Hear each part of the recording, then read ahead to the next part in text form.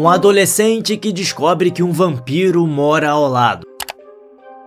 Um apresentador de programa de terror que precisa enfrentar o mal de verdade. A Hora do Espanto. Você sabe de onde vem a origem por trás do filme? Veio de uma fábula.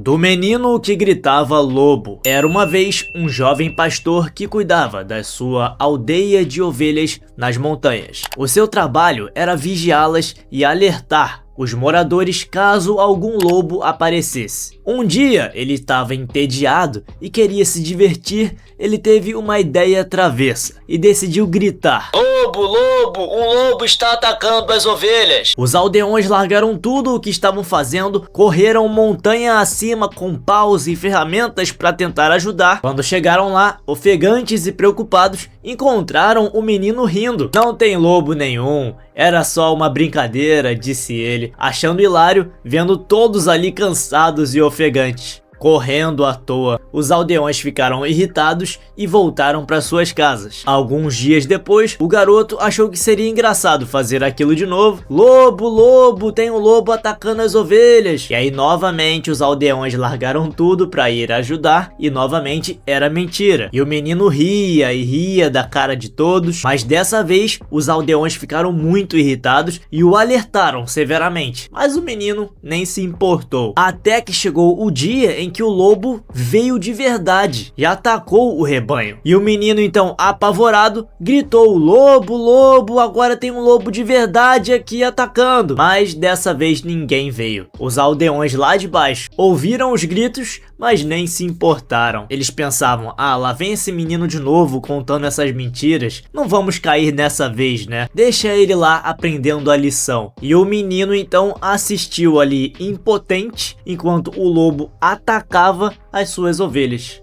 Não pôde fazer nada. Moral da história, né? Se você ficar mentindo diversas vezes, você perde a credibilidade e quando enfim você falar a verdade, ninguém mais vai acreditar em você. E foi exatamente a partir daí que surgiu a ideia para o diretor Tom Holland, que não é o Homem-Aranha, criar essa história de A Hora do Espanto, e a gente consegue perceber as conexões com o filme. É exatamente isso que acontece com Charlie, porque ele descobre que um vampiro de verdade mora ao lado, mas a mãe não acredita, a namorada não acredita, os amigos não acreditam, a polícia não acredita.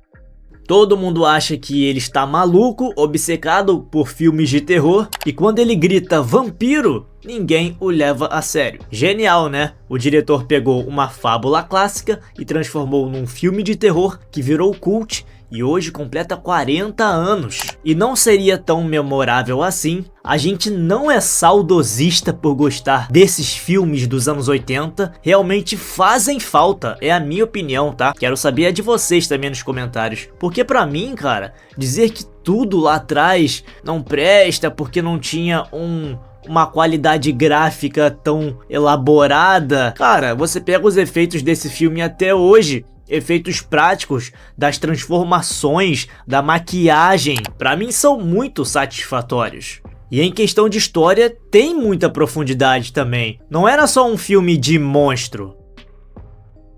E foi também, de certa forma, inovador, né? Trazendo essa metalinguagem. Um filme de terror que aborda um tema do filme de terror, que fala sobre filmes de terror. Coisa que outros filmes de terror fariam nas décadas seguintes. Então basicamente é isso, né? Ninguém acredita nele e ele recruta então um ator decadente que interpreta caçador de vampiros na TV para ajudá-lo. E juntos eles precisam salvar a namorada do garoto antes que o vampiro a transforme de verdade. E pelo caminho, o ator, que é covarde, precisa encontrar a sua coragem real. É um filme que tem os anos 80 na veia mesmo. Toda a estética, a música, a MTV, os penteados, tudo isso coloca o filme firmemente nos anos 80, adicionando uma camada nostálgica para quem viveu aquela época. E é importante contextualizar que o filme foi lançado na época da epidemia de AIDS, com Jerry representando de certa forma aquelas pessoas marginalizadas que tentavam viver a vida em bairros, entre aspas, melhores. E a abertura do filme já dá o tom, com Peter Vincent segurando a estaca para trás, e é até hoje considerada uma das melhores do gênero de terror.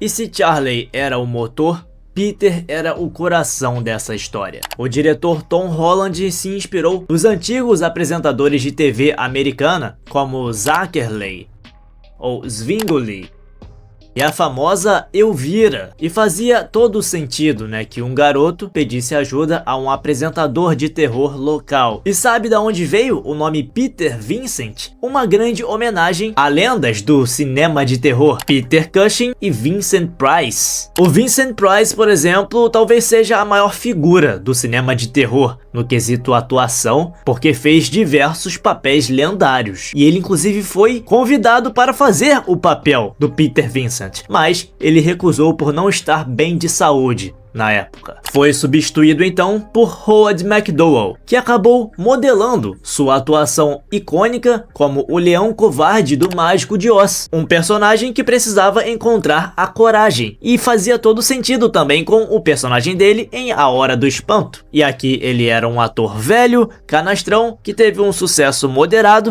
e vivia vendendo filmes ruins na TV tarde da noite, até passar por um arco de evolução dentro dessa história. E o ator mandou muito bem no filme também, uma atuação digna do próprio Vincent Price. Já Chris Sarandon não queria fazer filmes de terror, não queria fazer filmes de vampiro e não queria trabalhar com um diretor estreante, mas depois de ler o roteiro, ele falou: cara, isso é incrível. E ele gostou tanto da história que fez questão de querer trabalhar novamente com o diretor Tom Holland anos seguintes em Chuck, o Boneco Assassino, onde ele trocou o papel de vilão por um policial detetive que lida com Chuck. E já repararam que Jerry vive comendo frutas no filme? Isso tem um motivo, porque Chris Sarandon andou pesquisando muito sobre vampiros e descobriu que a maioria dos morcegos não suga sangue, são morcegos da fruta.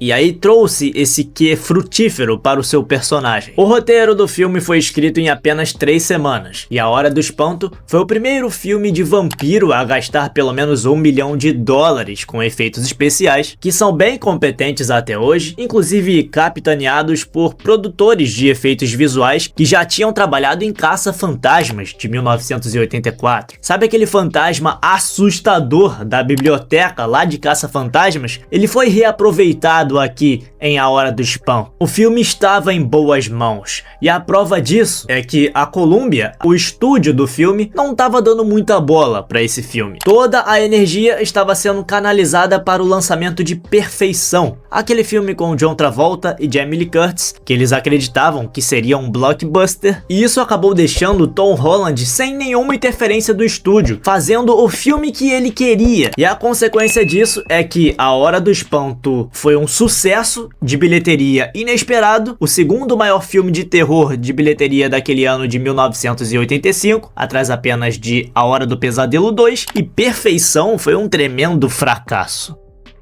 Usaram recursos simples e faturaram, de verdade. Lucraram. Lembra daquele Ford Mustang 1966 que o Charlie dirigia? Era o carro pessoal do diretor Tom Holland. Ficou eternizado nas ruas sombrias do filme, mas esse carro infelizmente foi perdido alguns anos depois do filme em um acidente. Então o diretor, ele colocou sua vida, sua energia nesse filme. Era a sua estreia como diretor, e ainda bem que ele teve liberdade criativa total. Os efeitos práticos compensaram o baixo orçamento, e o filme acabou não só sendo mais um filme de monstro, ele modernizou o mito do vampiro com coração e com humor. Você tinha um Chris Sarandon que tinha que ficar sentado na cadeira de maquiagem por 8 horas para ficar bem feito.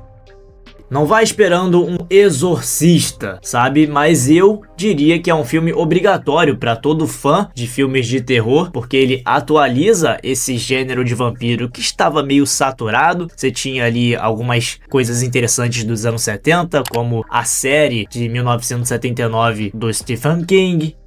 É um filme que te diverte, te assusta, te traz cenas memoráveis, te traz personagens com os quais você se importa, com os quais você torce, que traz uma estética dos anos 80, que vai te transportar para aquela época se você viveu, se você é nostálgico como eu daquela época, embora eu não tenha vivido, mas em questão de música, de vestimenta, a trilha sonora também é muito interessante, foi feita pelo mesmo criador da trilha de Exterminador do Futuro e ainda é inovador na questão da metalinguagem, e é um filme que envelheceu bem. E como estamos nos aproximando do Halloween, é uma ótima pedida você que nunca assistiu, assisti-lo pela primeira vez, ou se você já assistiu, reassistir e relembrar um dos melhores filmes de terror dos anos 80 e depois, é claro, vir aqui e deixar a sua opinião nos comentários.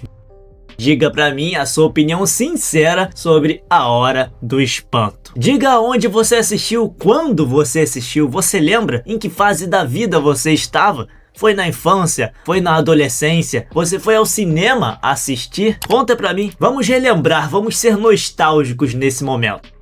Deixe também o seu like se esse vídeo foi relevante para você, para que o algoritmo recomende ele para mais pessoas. Deixe também a sua inscrição, se você for novo por aqui ou nova por aqui. Ative o sininho das notificações para não perder os próximos conteúdos e até o próximo vídeo!